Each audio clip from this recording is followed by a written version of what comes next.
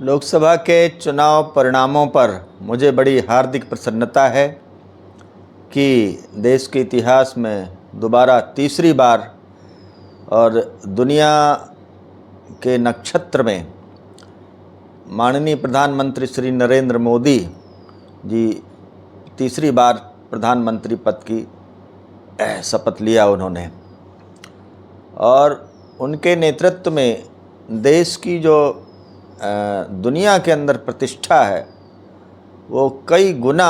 मैं पिछले इतिहास से बढ़ कर के देखता हूँ। साथ ही साथ तीसरी बार जो भारतीय जनता पार्टी के नेतृत्व में सरकार बनी है उसमें जो मुख्य कारण मैं देखता हूँ कि भारतीय जनता पार्टी ने ऐसे ऐतिहासिक काम किए हैं, जैसे कश्मीर से धारा 370 का सफलतापूर्वक हटाना, समान नागरिक कानून देश के अंदर लागू करना और 3 तलाक जैसे विषयों को समाप्त करना, जो यत्र नार्यस्त पूज्यन्ते रमन्ते तत्र देवता, इस सिद्धांत पर ये सारे कानून और अमल होते हैं। साथ ही साथ केरल के अंदर भी भारतीय जनता पार्टी आई है, जो चुनावी इतिहास में पहली बार ऐसा हुआ है। साथ ही साथ मैं तो 6 वर्ष 83 से 88 नॉर्थ ईस्ट में रहा, पूर्वोत्तर भारत में, और वहाँ इतना अच्छा परफॉर्मेंस राष्ट्रीय विचारधारा की पार्टी का कभी रहा नहीं है जितना अच्छा इस बार हम जीत करके आए हैं। साथ ही साथ जब जनता पार्टी की सरकार 1970 में बनी थी तो मध्य प्रदेश में सारी की सारी सीटें जनता पार्टी को गई थीं, लेकिन 2 सीट कांग्रेस को गई थी, एक छिंदवाड़ा की और दूसरी गुना की। लेकिन इस बार इस देश की आज़ादी के बाद एक इतिहास कायम हुआ है कि मध्य प्रदेश में डॉक्टर मोहन यादव जी के नेतृत्व में और माननीय अमित शाह जी के कुशल निर्देशन में और 29 की 29 सीटें भारतीय जनता पार्टी को गई हैं। ये एक रिकॉर्ड है जो पहली बार बना है देश के चुनावी इतिहास में। सर, अमित शाह जी को फिर से बने गृहमंत्री। वास्तव में माननीय अमित शाह जी जैसा गृह मंत्री मैं सरदार पटेल के बाद दूसरा देखता हूँ। जितनी भी देश की एकता और अखंडता से संबंधित समस्याएं थीं, माननीय अमित शाह जी का ही एक बहुत बुद्धिमत्तापूर्ण निर्णय थे कि जो उन्होंने एक झटके में और सुनियोजित तरीके से और सफलतापूर्वक उन्होंने जो निर्णय लिए वो अपने में अद्वितीय निर्णय हैं, और ऐसा साहसिक निर्णय जो है तो हर एक कोई राजनीतिज्ञ नहीं ले सकता है। ये मैं करीब 40 वर्षों से देख रहा हूँ इस बात को कि इतनी हिम्मत होती है और अपनी सुनियोजित रणनीति होती है, ऐसा ही गृह मंत्री ऐसा निर्णय ले सकता है। इस बात के लिए और मेरे लिए तो बहुत ईश्वरीय निर्णय थे वो,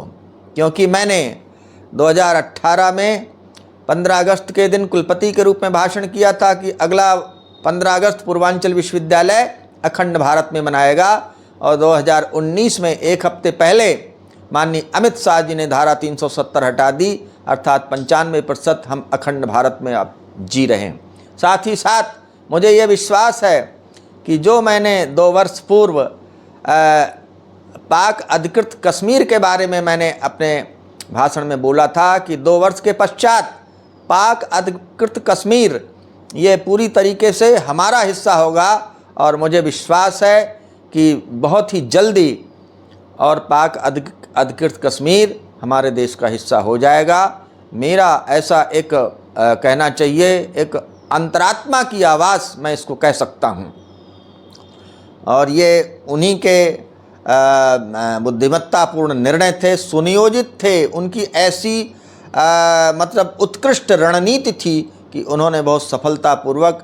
और ख़ास तौर से पूर्वोत्तर भारत में जहाँ कितना विदेशी इन्फिल्ट्रेशन होता था, घुसपैठ होती थी, उसको एक झटके में उन्होंने बहुत ही विचार पूर्वक और बहुत गंभीरता पूर्वक ऐसे उन्होंने निर्णय लिए कि जो है तो देश आज लगभग अखंड भारत में हम सांस ले रहे हैं। और इसकी का जो प्रभाव है, इसका जो इम्पैक्ट है पूरी दुनिया में पड़ा है। इसका इम्पैक्ट आज बहुत सारे ऐसे देश जो खाड़ी देश हैं, सब भारत के अंदर अपने स्वर में स्वर मिला करके चलना चाहते हैं। ये इसका बहुत बड़ा इम्पैक्ट है, बहुत बड़ा राजनीतिक प्रभाव पड़ा है। इसके लिए मैं